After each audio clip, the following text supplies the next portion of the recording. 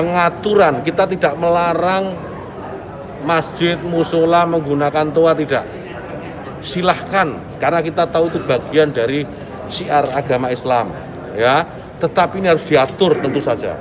Diatur bagaimana volume speakernya, gitu. Toanya itu nggak boleh kenceng-kenceng, 100 desibel maksimal.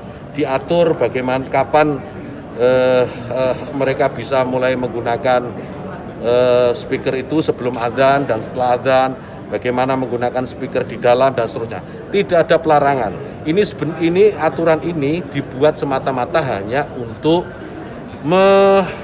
membuat masyarakat kita semakin harmonis, meningkatkan manfaat dan mengurangi mafsadat. Jadi menambah manfaat dan mengurangi ketidakmanfaatan.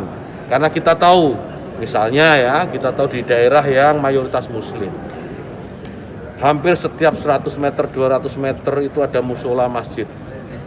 Ya, bayangkan kalau kemudian dalam waktu yang bersamaan mereka semua menyalakan toanya di atas, kayak apa? Itu bukan lagi syiar, tapi menjadi gangguan buat sekitarnya. Kita bayangkan lagi, kita ini muslim, saya hidup di lingkungan non muslim. Ya. Kemudian rumah ibadah saudara-saudara kita non muslim itu bunyikan toa sehari 5 kali dengan kenceng-kenceng secara bersamaan, itu rasanya bagaimana?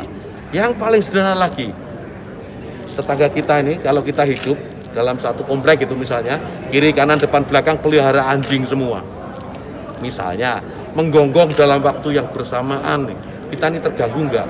Artinya apa? Bahwa suara-suara ini, apapun suara itu ya, ini harus kita atur supaya tidak menjadi gangguan.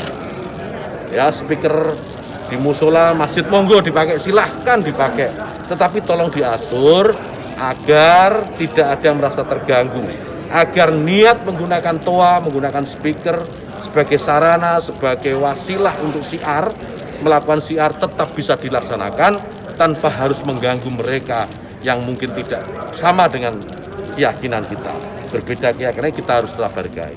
Itu saja intinya.